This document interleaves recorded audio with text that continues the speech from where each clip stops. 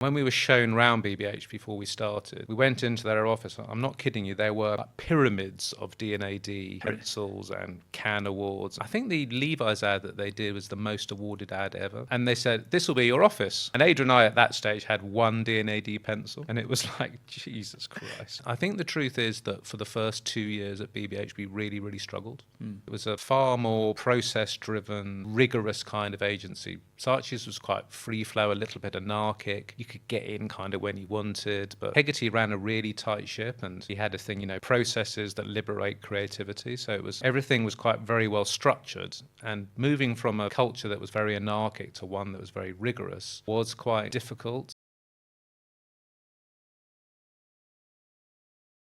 Welcome to the podcast, Alex. Very much. I don't think I need to do a big introduction about you, because I think a lot of people already know you as Global CCO and London CCO of BBH.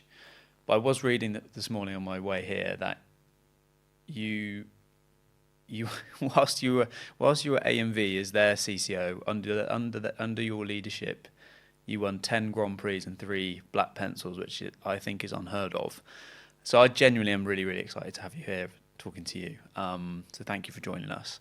Can I start by asking you our classic question, and who was the first person that made you feel like you had talent? Well, just to answer the first thing about all the Grand Prix and the black pencils and stuff like that, it's kind of there on my LinkedIn bio suggesting that I won them. Of course, there were other teams who were actually responsible for the work, and my job was to create the conditions for them to do it and stuff like that. So there's always that slightly dubious thing as a leader where you claim all this kind of success, and I'd like to think I had a small part of it, but the real credit needs to go to the people who actually won those awards. Yeah, so just to get that on the record. Yeah, no, totally. We'll get into the nitty gritty of that and who they are as well shortly. But fair enough. Tell me then, who made you first feel like you had talent? I don't know. I don't think there's one specific person who I remember. There's not. There's the classic story of the teacher who first spotted it.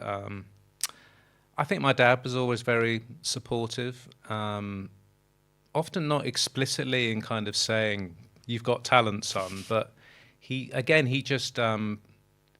was a director who worked mainly in TV, but did some films.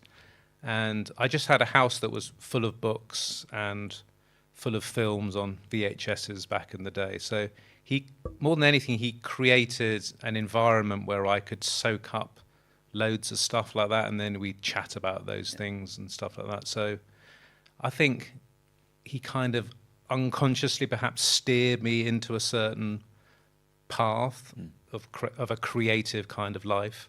And and I think if he thought that I had no talent, he maybe would have suggested I do something else. Yeah. So fair. So how did you end up in advertising in the first place? I remember you saying it's a bit of an unorthodox journey, but yeah, I mean, I never had any desire to get into advertising. It wasn't a job that was on my wish list. And I'll also be honest, and this can be a problem, is I didn't really know much about advertising at all. It wasn't something that I'd really heard about at school. You obviously see all the adverts on the telly and posters, but I didn't know how they were done or who made them or what the process was. So I started off, I lived in Japan for a year teaching English. And then I came back and I managed to kind of get a job working on an arts program at Channel 4 as a researcher, which was good fun, but it involved, as the title suggests, lots of research, lots of getting on the phone, cold calling people and stuff like that. And I'm actually a relatively introverted, shy person. I mean, right. Less so now because you learn tricks to overcome it. But in my early 20s, this job where I was on the phone all the time having to talk to people was kind of a bit of a nightmare. Yeah. But I did it and did okay, but then the program wasn't recommissioned. Right. And I was kind of in between stuff. And it's essentially a bit of nepotism, really, if I'm honest. My mum had a friend who was an advertising headhunter. She was kind of at the tail end of her career. She's sadly died now. She was quite a kind of absolutely fabulous kind of figure. A real kind of thing of the 70s, and she'd place people in CDP and all those kind of agencies. And because I didn't have anything to do, my mum said, well, why don't you go and talk to this lady, Jean McFarlane, and see if you're interested. And I said, I'm not really interested in advertising, but okay. And then I went there and she spoke about it a bit. And I thought, well, it sounds quite interesting because, as I said, I didn't understand the process. And she had on her desk a big pile of CVs from art directors who were looking for copywriters. And she pulled the first one off and said, there's this guy, Adrian, he's looking for someone. Why don't I arrange for you to have a beer in the pub? And so we did, and then worked together for 25 years. Jeez. So, yeah. That was literally the story. It sounds like kind of Bernie and Elton. Yeah, it's beautiful. Wow. So where did you go from there then? And did she also explain that's how advertising works? You are in a team, and that you just stay together and then take on the world. Yeah, and to be fair to Adrian, he'd been to an advertising postgrad course at college, and I hadn't at all. So he had a kind of book. And he kind of took a real chance on me because all I'd done was a bit of journalistic writing and some short stories and stuff like that. So I think he was slightly surprised when we met in the pub because he was expecting me to have been to college as well.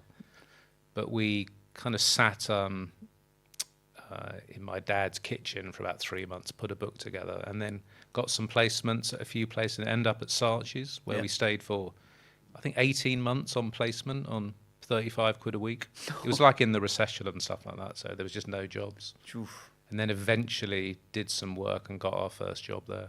Wow. And how long were you there before moving on to BBH? About 3 years. 3 years. Yeah, and then we were lucky enough to get some work quite quickly, so it kind of made a bit of a name. And then we actually got poached twice. BBH came and we said no. I mean, we were happy at Saatchi's, but it's a bit like saying no to Real Madrid. Yeah. It's a bit like, oh, Christ, have we done the right thing? Was it literally John calling you to be like, come and join us? It wasn't John, it was the kind of CDs under him at that stage. But then they called again, we did something else, and they called again a year later, and then we went. Just on that front, when you were learning from not really having any classical advertising, not being taught the classical way of advertising, how did you must have learned pretty quickly the ropes, and did Adrian teach you, or did you have a mentor when you were at Saatchi's? Like, who pushed you to, that's a good idea, that's a bad idea? Like, what was the first few lessons? Well, I think certainly Adrian having a formal experience of, what advertising was, although, it was very raw, just a year in college. I think the thing that was useful that I brought was that I had a completely fresh perspective and absolutely no baggage. Yeah. And the ads I knew were just ones I remembered on TV. I hadn't been leafing through D&AD annuals and stuff. I didn't have that kind of encyclopedic knowledge. And I think that what that meant was we came up with stuff that was unusual, and unusual in the sense that it was either really interesting or really, really shit. So there was very little in the middle. And when you're a young team, I think that makes you quite interesting. Yeah. So there was an element of that kind of chance occurring. And then we worked really hard as well, and then learnt quickly. Yeah. Stuff like that. Wow. So talk to me about that first time at BBH. There were some greats in that. Yeah, and Call that BBH 1.0. yeah. I mean, it was extraordinary arriving, and not that we were hired to replace them, but the office we went into was Gorson Worthington's office, Right. kind of famous team around all the Levi's work and Boddington's.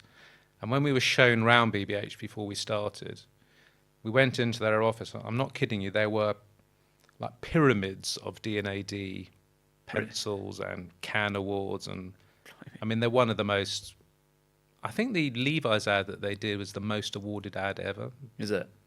And they said, this will be your office. And Adrian and I at that stage had one D&AD pencil, and it was like, Jesus Christ. It's like no pressure / Yeah. it's kind of intimidating. Yeah. And I think, and this is a interesting lesson for other people going into places. I think the truth is that for the first 2 years at BBH, we really, really struggled. Saatchi's was a great agency, but the step up to BBH was quite big, and it was a far more process-driven, rigorous kind of agency. Saatchi's was quite free flow, a little bit anarchic. Yeah. You could get in kind of when you wanted, but Hegarty ran a really tight ship, and he had a thing, processes that liberate creativity. So it was everything was quite very well structured, and moving from a culture that was very anarchic to one that was very rigorous was quite difficult. And also our rawness had kind of got us through at Saatchi's, and then BBH was a more professional considered thing, and we got found out quite a lot.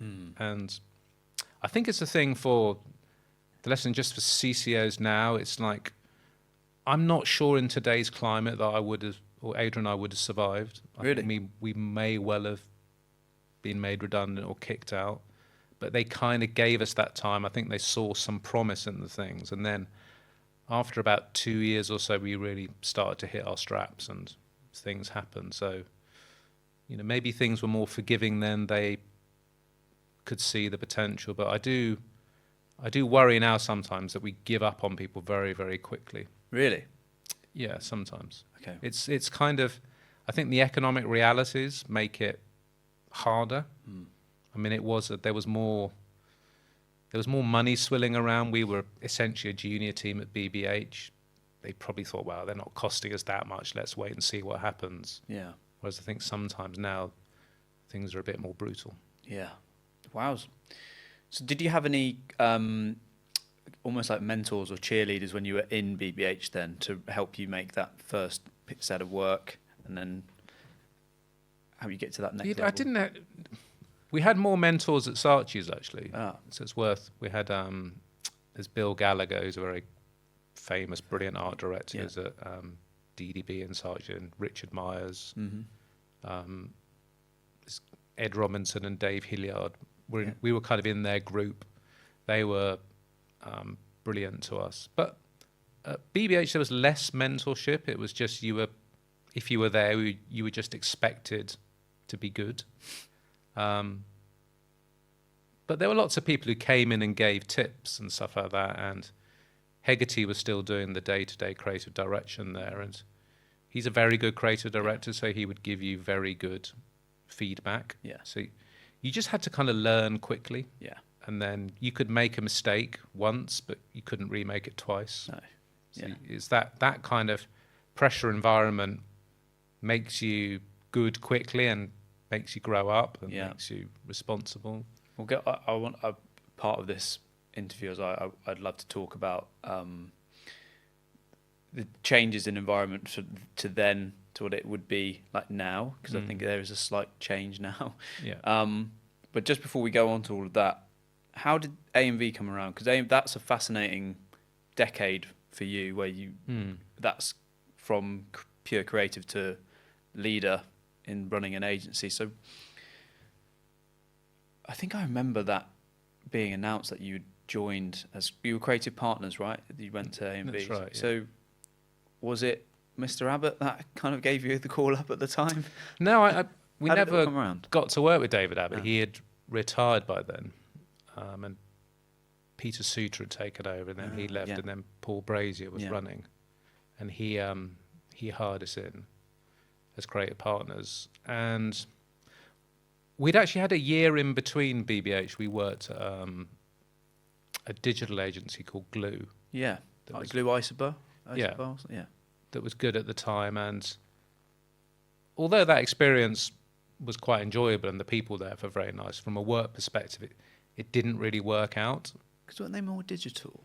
Yeah, and they were trying to go through the line and stuff like that, so they brought us in, and it worked to a degree, but I don't think they were quite set up for it, and that whole kind of gold rush of the digital kind of agency thing was slightly declining, and people realising you just needed a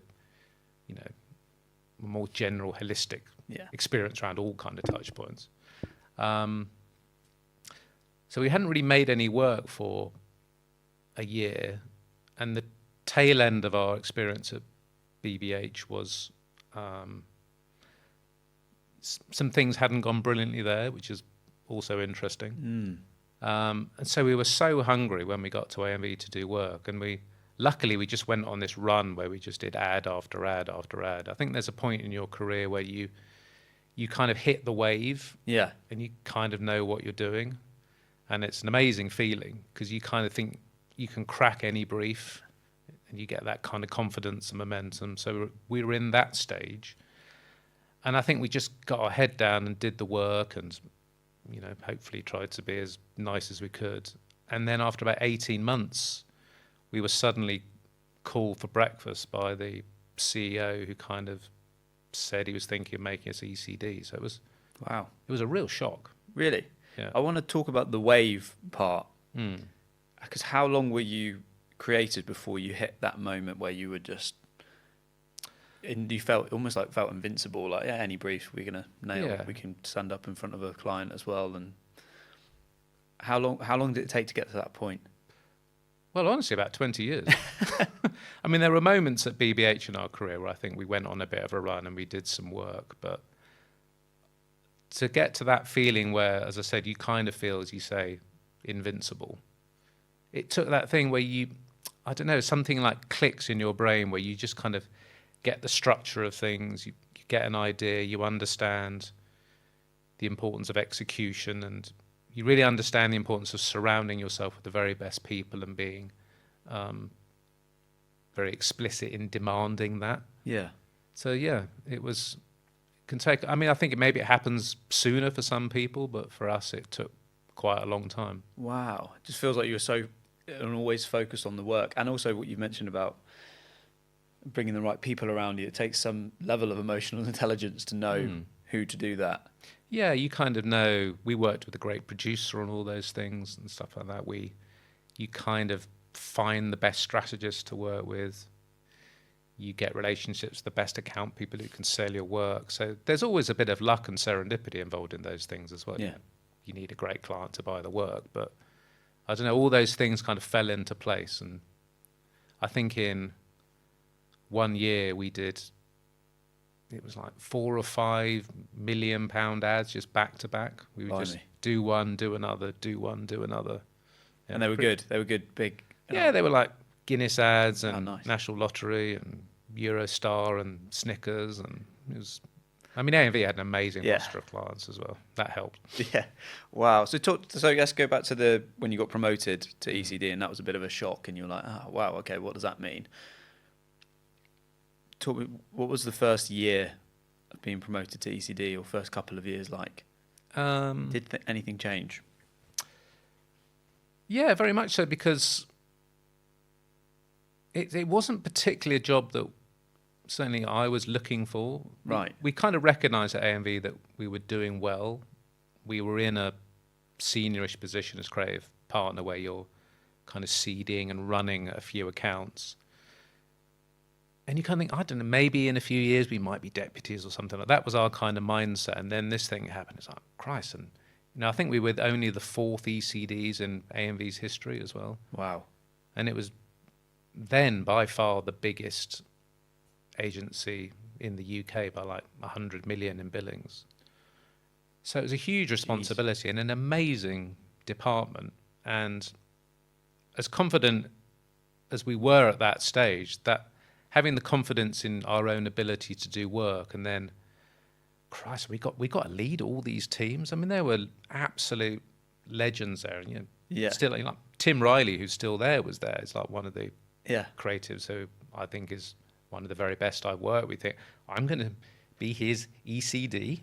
It's kind of ridiculous. So there was a little bit of imposter syndrome for 18 months or so, really? I'd say, and then also just getting into a different rhythm where essentially as a creative you have a sole responsibility to crack the work and do it as best as you can, and then you move to an ECD and your responsibility is to create the conditions for others to do that, to allow them to express their creativity and to make it better and not your own. And that transition is hard because you have to park your selfishness, park your ego a bit, allow others to take the limelight and the credit. And I think we did that pretty well, but inside at the beginning, certainly it was like, oh, this is tough. Yeah, really. Yeah. And then you start to see the the personal satisfaction in that over time, and then you think, oh no, it's great. Yeah. Empowering people, letting them do stuff and things like that. Because there is that moment where that letting go moment in management, isn't there, where you have to let stuff go. But what is it like, and how long did it take for you to become less off the tools, as it say, like less coming up with the ideas? Was that also 18 months, if that makes sense? No, yeah, I mean, I think maybe 18 months to 2 years before you get some of that, for me anyway, it might have been different for Adrian, to get that stuff out of your system where you feel, as much as you dampen it down, kind of slightly resentful that you're not the one who's doing it and getting the glory and the joy of cracking the creative problem yourself, which is the reason why people get into the job, I think. But you have to, I hope as much as possible I kept that inside. Yeah. And then you do reach a point where you feel a lot better about it. But we also tried to do a thing as well, which I think helped, which was which worked out very well for us, is that each year we would try to do one piece of work. So you still keep that skill set going. And the other reason we did it was, and I think this really helped, is it reminds you of how hard it is. Yeah. And stuff like that. And one of the things I saw with some creative directors when they got in for too long is that they seem to forget that because they hadn't done it, that it's really hard when you're confronted with a blank piece of paper, essentially, and then you have to fill it and come up with an answer, and it's tough. Yeah. And just reminding yourself of how tough it is a good trick, I would say, for any ECD or CCO to kind of do for as long as possible. That's great advice.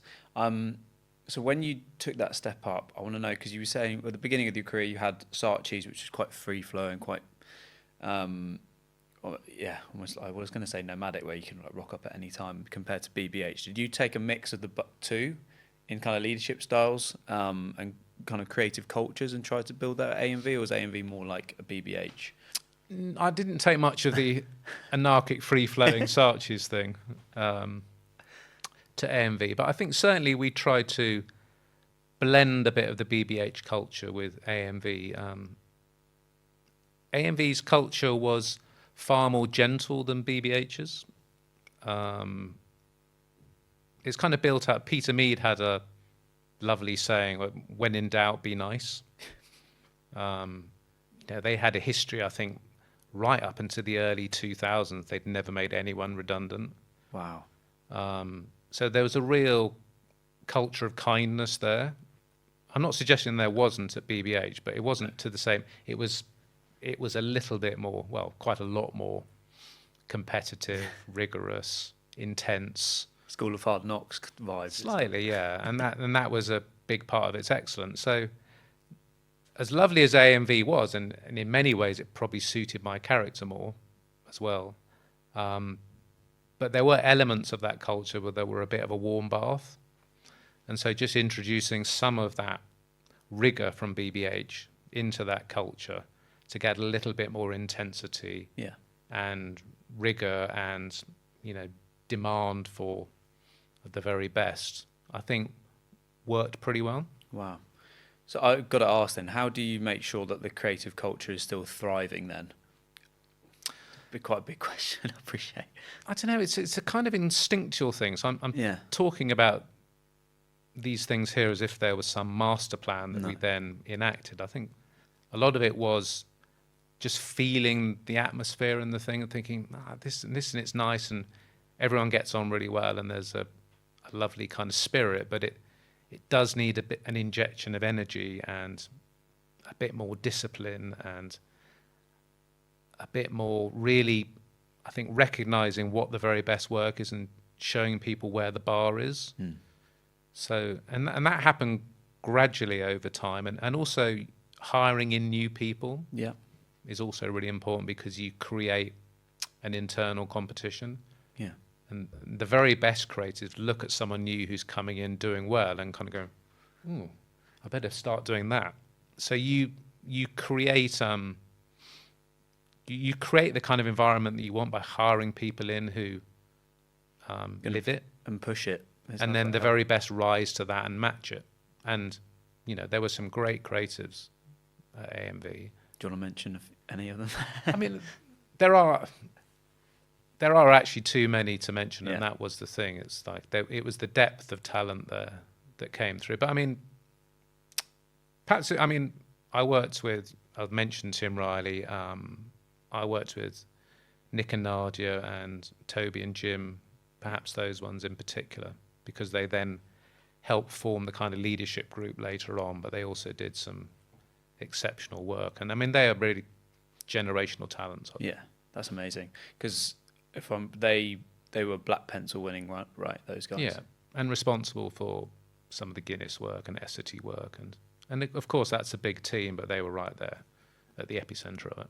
That's amazing. So if you don't mind, can we focus on talent for a minute and what you look for in creative talent? Let's just say, because I don't want to forget about your move back to BBH as global CCO, because that's slightly different to AMV being, is it London and European? You may have touched kind of the BBDO network. Yeah, I did a little bit of European stuff. It was essentially London. Yeah, okay. Yeah. Talk to me about talent then and building a team. What do you look for in creatives? So if they were kind of 5 to 10 years into their career, what do they need to have done? What attitude do they need to have? I don't know. There's a really wonderful book by Murakami, which is actually about running. Yes. Yeah, I know of it. Yeah. I know of this book. I can't remember the title. It's from a kind of Raymond Carver thing, which Is it something marathons in it? Everything We Want to Talk About Running or something like that. But it's essentially, he talks about running and writing as a kind of thing, and how the discipline of running has led to him being able to be a great writer. But there's a thing he goes on in there just about, he talks about talent, and this is, there is this kind of narrative that comes out, and it's a beautiful thing. It's like, with the kid, you can do anything, darling. All you have to do is kind of want it, and then it will happen. And as lovely as that is, it's not true. Talent is, you either have it or you don't. I think as a core thing, I think you can have a thing and then work on the craft and get better. But the truly great creatives just have some kind of thing, some kind of pathology has happened in their life, or whatever it is, circumstances that give them that kind of X factor. And it's trying to spot that as much as you can, and then you look for in the work and it's as good a guide as any. It's just seeing bits of work you think, God, how did they do that? I couldn't do that. Because you see lots of things, think, yeah, that's good, but I could do that. Really? It's nicely done, but I've done that kind of idea. And then you see things every now and again from teams, and you go, that's just some weird left field thought that they've had to come up with and I think those are the kind of indicators that are really good signals to look out for. And if you build a department with enough of those characters, they can create the excellence for everyone who will have talent, but not that super talent to kind of rise to. And this is a truth as well around great creative departments. So AMV was a wonderful creative department, filled with great talent, but I think if you look at a lot of places, it's actually 2 or 3 teams that actually make the difference and rise up and do the kind of work and stuff like that. And even if you look back at AMV back in the day, it was like Tom and Walt. You had Flintham and McLeod at DDB. If you have those kind of things, they can make it. They can make the difference. Yeah. Wow. So, but what on the other side of that, when it comes to particularly creative talent, do you think all good creatives can be good creative leaders? No. And I think some of the very best creative talent often don't make the best leaders. So I think they're very different jobs. I mean, it's a lazy analogy, but a pertinent one. It's kind of like the very best footballers often don't make the best managers. And I think it might be a thing that when you're that good, and there's an element of that, not that it comes easy, but you have a different way of thinking, maybe you get frustrated with people who aren't quite as good. Do you think it's because they're like artists? Yeah, I think it's just, and it's a very, it's almost a kind of selfish individual pursuit often, and it's quite hard to then, I don't know, have the patience, the understanding of people who aren't quite as good to want to kind of motivate. They're often very impatient. Yeah. And stuff like that. So, for example, I think I'd be in a much, although I had a decent creative career, I think I'd be in a better and more successful leader than I have a practitioner. Yeah. And maybe that's because, you know, I get a real buzz out of seeing people who are really brilliant and putting them in a place and seeing what they could do and stuff like that, because you kind of recognize that they're better than I was and stuff like that. And that's quite exciting to be around and to witness. So, yeah, I mean, I love that. I think that's really fair as well. But it still fascinates me how you can create the right environment for them to prosper. Is there any level of like protection that a creative department needs that the department might not ever see from the powers above? That I think a lot of the job is often you're kind of acting as a kind of blocker or a bouncer, right? Protecting people's time, making sure that they don't have too much on, but at the same time not too little, because then you can just focus on one thing. And I think a lot of those things people don't see. Making sure that you put people on the right briefs, the whole casting thing is a thing that takes time to develop, to get an instinct for that team on this problem. And often it's not the obvious choice. Sometimes something that appears a really knotty, not terribly sexy kind of brief, if you put the right team on, they can turn that into something else. And it's like, sometimes the insurance brief can be the best brief in the department, but you need the right team on there who can find the way into something like that. That's interesting. I always have a question about presence for leaders as well. How do you stay present with your entire, I mean, I don't know the exact size of the creative team at BBH, but I imagine it's fairly large. How do you make sure that you're not necessarily accessible every single minute of the day, but like, how do you make sure that you're there for them?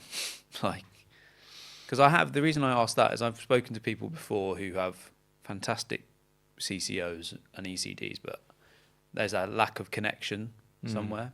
How do you make sure that there is still that connection with you and your team? Yeah, it's a really interesting question. It's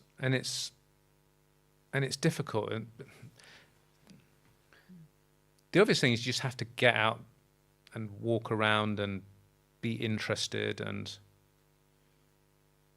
praise at the right time and cajole at others. I think one of the advantages I had at AMV was that because we started as kind of creative partners, it meant that we were closer to the creative department. I mean, not that we'd risen with them as a junior, but there was a thing where you'd spent more time in the pub, not as their boss, but as a kind of mate and rival in a good way as a lot of time. And so then when we transcended into a leadership position, and there does become a bit more distance, but it was quite natural, so you could still talk to people about the work. And I think we tried to, although we were in that position, we also tried to dampen the whole thing of hierarchy and stuff to make it less, that we're the big cheeses and stuff like that. You weren't in a glass box, were you? No glass boxes. So I think that makes it easier, and it's an interesting thing being dropped into BBH as a thing. And I'm in a slightly different role, and it's got Helen and Felipe there as ECDs, and Deputy are doing an amazing job.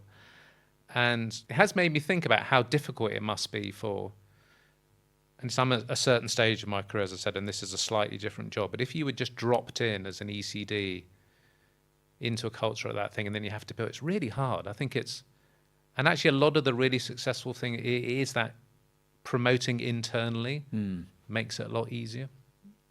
When do you know when the right time to promote a CD to an ECD is? Or have you had that pleasure of doing that before?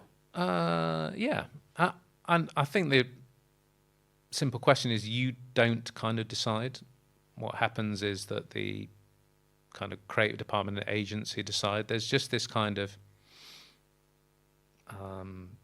feeling that this person is now ready and has the followership to kind of do it. I mean, creative departments and agencies, creative departments especially, are quite weird organisms that have this thing kind of going on. And when someone is successful, they just kind of gravitate towards that person, and they often take on the mantleship of leadership before they've even had it, which is an interesting thing. Makes your job a little bit easier. Yeah, and I think I do think the best leaders are ones where the job finds them, not the other way around. That's the best and often most successful way, and that's where I think you see great moments in an agency's kind of history. And I think that's the lucky thing that happened at AMV is the job kind of found us. We kind of built up some followership. And then there's just this, you have a period, and then that's taken on by someone else. And, when I went back to BBH, I think I could see, I think I could have stayed there for a bit longer and we were tight and close, but it was time for Nick and Nadia to actually rise through, and they were ready, and the kind of creative department were ready for them as well. So the timing was good. Wow. I want to go back to a talent for a second, because I feel like a lot of people are going to want to hear your thoughts on this. But like, if you can spot like a super talented team, but they're not quite ready for your department, like, what advice would you give them? This might be really hard to answer because you don't know the specific individuals, but is there like a consistency that you're seeing with, I guess, say, senior teams at the moment looking for jobs? And is there any advice that you would give to them to just focus on a certain thing before worrying about getting promoted to CD or ECD? Yeah, I think there is a lot of energy wasted by senior teams in striving for titles and status that perhaps they're not ready for. Right. And even if they got them, they might not actually enjoy. Now, obviously, that's a generalized statement. It might not be true for everyone, but I still think there's a thing that if you have an absolutely stellar body of work, then the job and the opportunities will find you. And it's just to counsel a bit of patience. And I know that's difficult and people want everything. And I'm aware that there's the salary kick when you get a title. And I don't always agree with that. I think it would be good if, you didn't have to get a pay rise just to become a CD or an ECD. But for the most part, the system is built like that. But, as I said, it took, I think one of the benefits I've had is I've had a long, slow, steady career. I didn't become an ECD till I was 46. I'm now 57. Wow. You kind of, I don't know, there's a thing, I think it's difficult if you are a superstar and you're an ECD at 32. Firstly, where do you go next? Maybe set up your own company. There's a thing there. But also the energy involved in doing that is a lot to take on. It is you carry a lot of weight as an ECD on your shoulders, and it never kind of goes. And just being a brilliant creative is a bit more freeing and liberating, and to be honest, more fun.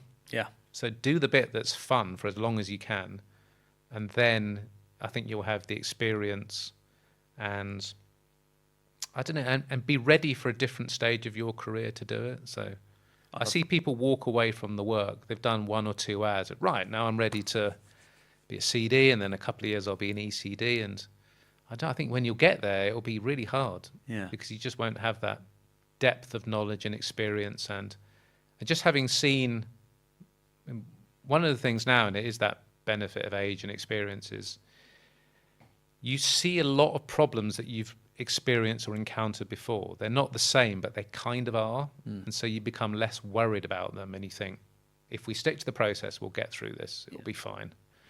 Whereas at the beginning, when you haven't had those, they're kind of really terrifying. Yeah. Yeah. I mean, experience has never mattered more, I think, particularly in this environment and economy. I'm not sure it's valued as much as it is. And this isn't a rant about ageism, No. although that is there as well. But why do you think that is? I think economics, Really? mainly. I think they're expensive, but I don't think the value of that salary is often seen enough. And I think a really great experienced team can kind of do the job of 3 or 4 teams often, because they're quicker, they're better, they get it first time. And I don't think that's taken into consideration enough. And listen, I'm all for that energy and freshness of youth and stuff like that is kind of exhilarating, and advertising trades on the next big thing the whole time, and the new platform, the new technique. But it is still an industry based on brilliant, solid ideas that build a brand from the foundation. And people who've been doing it for 20 years are more likely to come to that answer than people who've been doing it for 5. Yeah. That makes a lot of sense. What, I've got to, let's go. I want to just talk about your work, because Jesus, you've made so many wonderful ads, so many brilliant campaigns over the years. Have you got a top 3 campaigns or ads or work that you've done which you're super proud of? I think it's easier to talk about work that I haven't done in a way. Okay. Which might be. And again, I was thinking a little bit about this, and I think there is a thing that things I love are, an absolutely brilliant strategy, right, and then the execution on top. I mean, keep it simple. So, an obvious one is the Guinness work. Good things come to those who wait. I mean, Swim Black is one of my very favourite, probably my favourite of the 3, the one that set it up.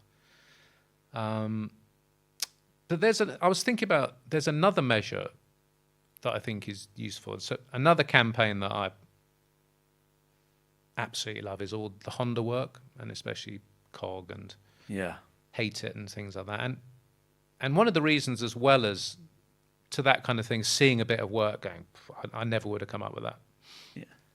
But also, and this is a really interesting thing to think about a lot of the time, because I don't think enough creatives do, is that work for Honda actually worked on me. I remember I was in the process of getting a car, and, we were looking at the standard Audi, BMW, VW, and we put a Honda on the list of cars to kind of consider.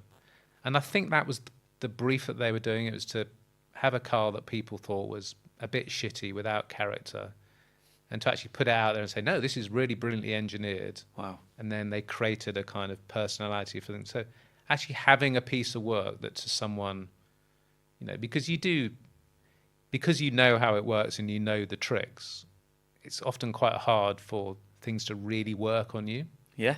So as much as I love the Guinness work, for example, it doesn't particularly make me want to go out and buy a pint of Guinness. I just like Guinness. Yeah. Maybe it reinforced it. But that actually shifted me into considering a Honda as a car that I might buy.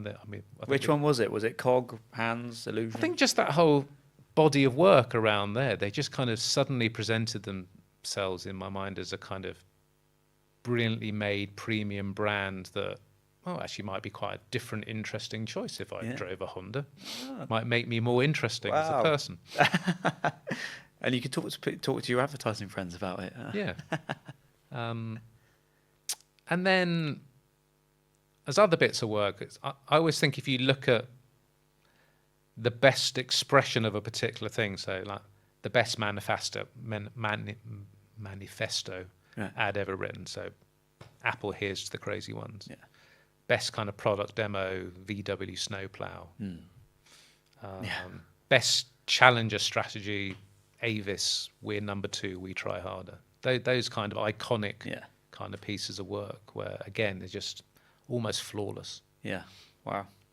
That's good to know. I hope people listening to this will have to go and look up those ads if they don't know them already. I do, but okay, we're near the end, but I've got to ask: is there a biggest fail in Alex Grieve's career? Because it's been remarkably successful, but are there any big lessons? Maybe we reword this: best, worst thing that's happened. Many, as you would expect. No. Anyone who says they haven't failed almost repeatedly is lying. I mean, classic ones on... Even on a pitch? Yeah, I mean, a couple of pitch things and interesting things at both points in my career. So one of the very first pitches we did when we were made ECDs at AMV, I wasn't going to mention the brand, but it was for Virgin. Right. So it's quite a big deal. And we just made the classic mistake of trying to do everything ourselves. So to go in there, be the ones who solved it, charge through on our big white horse and kind of save the day. And the thing that happens is you get so into it because you're doing the work that you absolutely lose any outside perspective of what the best answer should be. And then because we were leading it and then trying to do the work, also, we didn't have a CD because we were the CD, so you couldn't check, is this actually any good? Yeah. And then you also start to kind of piss off teams because you're leading too much from the front. And the net result of that was we didn't just lose it. It was a really bad pitch. Everything was last minute. The thing was a bit of a shambles. The team were disengaged and pissed off.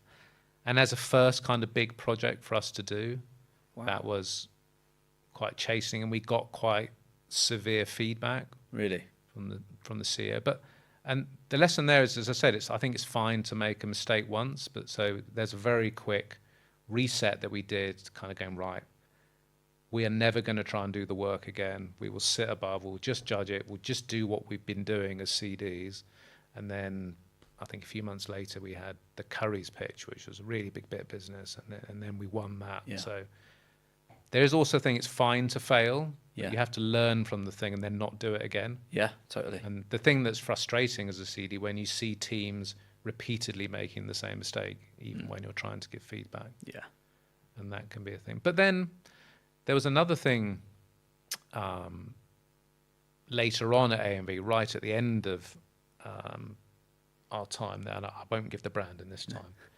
But the mistake I made then, because I was on my own by then, was actually, and there was, as I said, there's great creativity. I got a kind of Harlem Globetrotters of all the best talent in AMV around this kind of project, and then actually gave everyone slightly too much autonomy and too much respect. And I looked back, and actually what it needed was for me to be more decisive in saying, this is all good, but this is the thing we should do. And so the net effect of that, it was slightly too scattergun. And even though the talent was there, I didn't marshal them in the right way to get the result. And that one it was still a good pitch, but it was slightly off. And there were some things that I knew that weren't quite right. And because, really, I didn't want to have a tough conversation with someone who is really great to say, I'm not sure that's as good as it could be. It was that 5% off, and that 5% is everything when you're up against other brilliantly talented agencies. And I think we came second. Wow. That's really interesting as well. That's particularly the first story you told about. It took you to get to ECD before you made that mistake to really run an entire pitch. I find that fascinating, genuinely. Okay. Well, I think we've smashed that. I don't think it needs to do any longer. I mean, we can edit it as well. But is there anything else that you would like us to chat about? I'm just trying. I was just thinking of kind of other bits of Kind of things to pass on as kind of bits of advice for. Yeah, I think you've given some brilliant advice on talent. Teams. I mean, but just a thing for talent, the thing that's really helped me, and again, took many years for me to truly understand and get there was, and certainly the beginning of our time at BBH for many years actually. I think we were incredibly caught up in the pursuit of winning awards, Right. and thinking about the outcome of what would happen, particular things. And there was a kind of light bulb moment for me when I kind of stopped worrying about that and just tried to get much more into enjoying the process and learning from the process. So kind of starting a job and not thinking, God, if we do this and this comes off and this idea happens, and that could mean we could get a Cannes Gold and more salary, more thing, and just kind of going, I'm going to go in here, we're going to do our best, we're going to try and learn as much as possible, and we're going to, work with interesting people and be curious about them and try and bring them on. And at the end of that project, we'll see what we've learned and see if we're any better. And if that then goes on to win an award, then great. But if it doesn't really matter because we've learned all of this. And that might have been a self-protection mechanism rather than some amazing, wise kind of thing. But it worked very well because it kind of takes the pressure off. And I think from that point we became a lot better. Yeah. I think I read somewhere that the creatives that enjoy the process more are generally more successful rather than just getting caught up on just wanting to win awards. Can't remember who said that, but that makes a lot of sense, and I think that's really sound advice as well. Yeah. Nice way to end. Yeah.